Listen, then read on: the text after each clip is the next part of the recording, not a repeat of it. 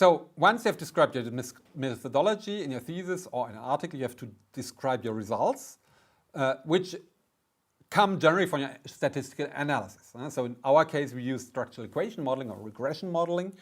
And you present in the results section your results, the regression coefficients, and you only state if you accept or reject your hypothesis.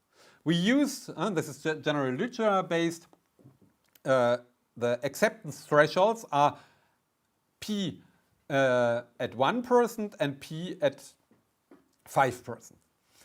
So this is what you also learn in your statistical seminars. So we can see here, for example, for the first study about connected objects, we confirm all our hypotheses that actually are the typical UTA-U2 TAM variables. Hypothesis 1 and 2 have a highly significant at 1% level and positive impact on perceived usefulness. Social value also has a highly significant positive impact on perceived usefulness. Various privacy concerns have a highly significant negative impact on trust. And we can see then, respectively, usefulness has a highly significant positive impact on well-being, and trust also has a highly significant and positive impact on well-being, which subsequently has a highly significant positive impact on intention to use and word of mouth.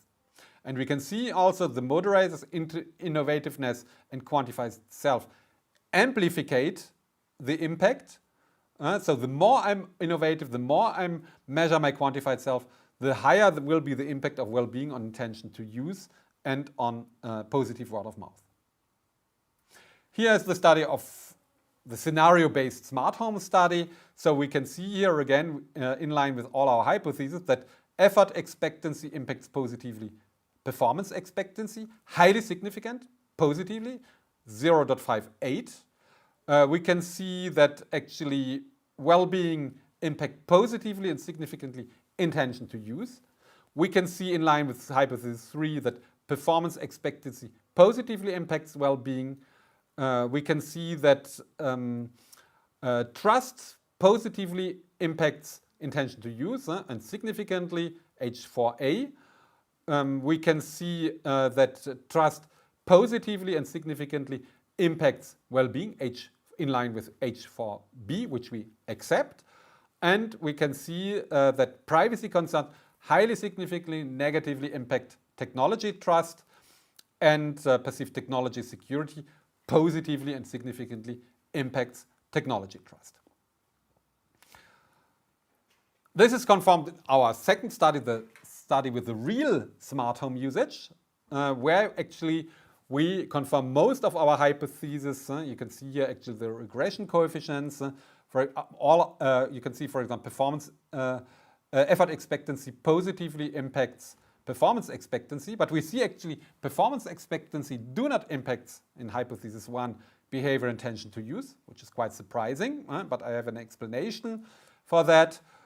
We can see that social influence positively impacts behavior intention to use. We can see, for example, that habits positively impacts behavior intention to use. Facilitating conditions do have no impact, so in contrast to hypothesis 6.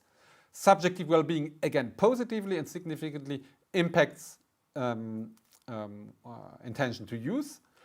Hedonist benefits impact positively subjective well-being, as in line with hypothesis 8, and so on and so on. So in the results section, you have to describe your results. And we can see also very important, very rarely done in research, behavior intention to use impacts real usage, which is one also of the most important hypotheses we have, or links we have suggested, that the more I intend to use a technology, the more I really will use it. And we see also again the importance of well-being. In terms of mediations, we see that actually the links are amplified through, for example, the links. For example, effort expectancy goes through performance expectancy on behavior intention to use. We see effort expectancy impacts positively performance expectancy, subjective well-being, intention to use. So through the mediations, the impact is amplified. So you see here clearly the causal chain. the moderations, we see that privacy concerns, there are differences in countries. In countries with high uncertainty avoidance, Germany and France, privacy concerns are significant negative impact on trust, whereas in countries with low uncertainty avoidance, such as China, there's no significance. Also, well-being is more important, more value in Western countries than in Eastern countries. As you can see, with higher regression coefficients and higher significance level. So you can see here actually the moderation. It makes sense to compare the results according to different countries, because actually the results are not the same according to the different countries.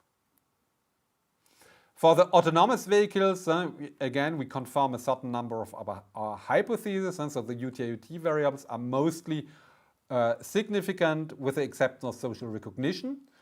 At the 1% level, you see also that privacy concerns have a negative impact.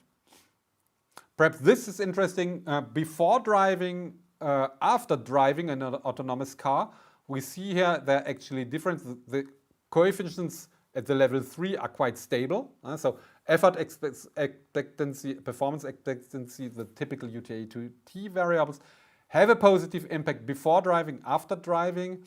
Also, the typical privacy concerns or risks have a negative effect before and after driving. What we can see here in our longitudinal study, before driving 3, after driving level 3, after driving level 5, you see actually that the risks continuously and significantly increase from level before driving 3 and after driving 3 and after driving 5. The privacy concerns actually do decrease because actually people perceive that data is not so sensitive, and so there's a decrease of risks according to the different levels of driving between 3 and 5. You can also see that actually, technology trust increases until level 3 and decreases after driving level 5. So, showing that people are not really ready to drive fully autonomous cars. Also, you can see that the well-being is decreasing continuously until level 3 and is decreasing after level 5.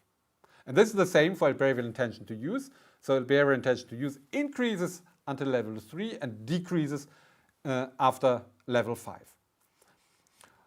This is valid also for the traditional UTI-UT variable, ease of use, and performance expectancy.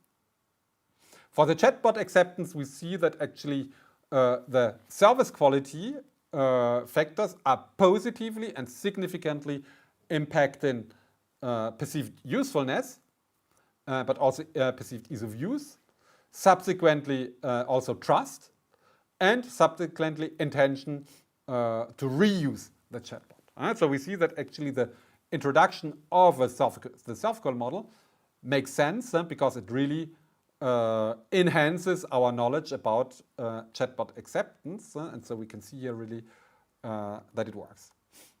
We can see the same for the service robot study. Actually, the traditional UTI-UT variables are supported with our hypothesis 1 to 5. We always see that well-being is highly relevant for technology acceptance, and it's also impacted by factors such as performance expectancy in the model. Trust is highly important for well-being. Trust is highly important for intention to use, and the self-call variables are highly important to perceive higher performance expectancy, but also trust. We see that ethical concerns are not significant, so we reject this hypothesis in contrast to what we expect. Privacy concerns also do not impact trust. Again, this might be related to this so-called Facebook phenomenon where people actually say, okay, I don't want to disclose information, but finally they do it. They're actually, by using a technology, they become less sensitive to the disclosure of the information. And finally, the delivery drones, the results indicating actually also confirming the hypothesis about the UTI-UT model, impacting well-being. Again, we see well-being as a central concept in our model. we see here the perceived risks, negatively impacts well-being and trust. So we actually confirm in line with our hypothesis and literature that most our hypotheses are significant impact well-being as a mediating variable, and subsequently well-being highly significantly and positively impacts behavioral intention to use.